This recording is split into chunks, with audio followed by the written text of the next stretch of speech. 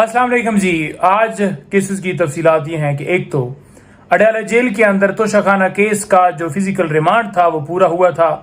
اس remand کی extension کے لیے توسیع کے لیے آج پھر جو پراسیکیوشن ہے اس نے صدا کی اور عدالت نے بحث و مباحثہ کے بعد اس میں ریمانڈ کی توسیع دیتے ہوئے 10 دن کا مزید ریمانڈ جو ہے وہ دے دیا ہے.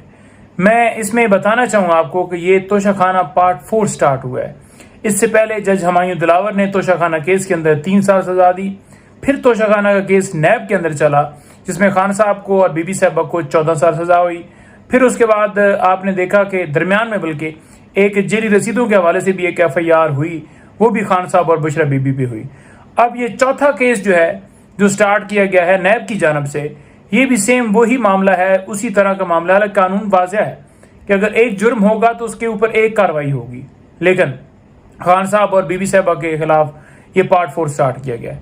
میں واضح کرنا چاہوں کہ احتساب عدالت کے جج نے یہ ان میں جو توشہ خانہ نوٹسز ہیں ان میں ایک تو ہم نے اسلام آباد ہائی کورٹ سے رجوع کیا ہوا تھا, اور دوسرے نمبر پر احتساب عدالت کے جج نے جہاں پر یہ پریویس بیلز خان صاحب اور بی بی صاحبہ کی فائلز کی گئی تھیں اس میں کیا کیا کہ نوٹسز فرما دیے. حالانکہ پریویس بیلز جو ہیں وہ جب فائل ہوئی تھیں تو وہ بیلز تو ویسے ہی as a matter of right مل جانی چاہیے تھیں, لیکن جان بوجھ کر نہیں دی گئیں. اور دوسری طرف سے نیب کی طرف سے یہ بیان آنا کہ کوئی وارنٹ موجود نہیں ہے تو وہ واضح کرتا ہے کہ یہ ملی بھگت تھی, نمبر 1. نمبر 2, جو میں نے کہا کہ توشہ خانہ نوٹسز کو اسلام آباد ہائی کورٹ میں خان صاحب اور بی بی صاحبہ کی طرف سے چیلنج کیا گیا تھا, تو ان نوٹسز کو جو چیلنج کیا گیا تھا وہ جو پٹیشنز تھیں ان کو سن کر ڈیسائیڈ کرنا چاہیے تھا. 5 دفعہ اسلام آباد ہائی کورٹ سے رجوع کیا گیا, اس کے باوجود نہیں درخواست جو ہے سنی گئی.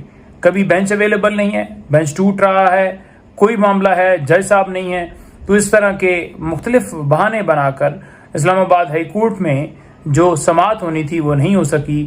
اور اس میں چیف جسٹس اسلام آباد ہائی کورٹ عمر فاروق صاحب ان کا مین اہم رول ہے, کیونکہ انہوں نے یہ کیس نہیں لگا کر سنے. تو اگر دونوں کی طرف سے جو نوٹسز چیلنج کیے گئے تھے, دونوں کی جو پٹیشنز تھی خان صاحب اور بی بی صاحبہ کی, دونوں کے اوپر سماعت کر لی جاتی تو ڈیفینیٹلی گرفتاری سے بھی روکا جا سکتا تھا, اور جو نوٹسز تھا جن کو چیلنج کیا گیا تھا وہ نوٹسز جو ہے ان کے اوپر بھی کوئی حکم جاری ہو جاتا. لیکن ایسا جو ہے وہ نہیں ہوا, تو یہ اس میں جو ہے وہ مزید ہو گیا. اب جو بار بار نیب کی ٹیم جاتی ہے اور وہی سوالات جو خان صاحب بارہا کہہ چکے ہیں کہ میں تمام جوابات اپنے دے چکا ہوں, لیکن اس کے باوجود وہی سوال وہی جواب, وہی سوال وہی جواب, وہی کویسچنز وہی خان صاحب کی طرف سے جوابات. تو مطلب یہ ہے کہ ایک ہی طرح کے مختلف کیسز جو ہیں وہ بنائے گئے ہیں, چاہے وہ 109 کے رول کے اوپر ہوں, چاہے یہ توشہ خانہ آپ نے دیکھا, جو واضح کرتا ہے کہ کس طرح سے پولیٹیکل وکٹمائزیشن جو ہے وہ چل رہی ہے. سیکنڈ بات یہ ہے کہ لاہور میں جو 12 بیلز خان صاحب کی خارج ہوئی تھیں جن کے اندر ریمانڈ دیا گیا تھا, فزیکل ریمانڈ کے ان آرڈرز کو لاہور ہائی کورٹ میں چیلنج کیا گیا تھا, اور لاہور ہائی کورٹ نے ان کو کالعدم قرار دیا تھا. جو حکومت کی جو ایجنڈا تھا, جو ان کا پلاننگ تھی, جو ان کا جو ہے دماغ ہے, یا جو ان کی سوچ ہے, وہ واضح نظر آئی, اس کی عکاسی آئی کہ کس طرح جو ہے وہ ٹارگٹ جو ہے وہ خان صاحب اور بی بی صاحبہ کو کر رہے ہیں. تو ان میں جو ہے اب کا سٹیٹس یہ ہے کہ ان 12 مقدمات کے اندر خان صاحب کو جو ہے وہ جوڈیشل کر دیا گیا ہے, تو لہٰذا اب اس کے اوپر لیگل ٹیم جو ہے اپنا لاہ عمل بنا رہی ہے.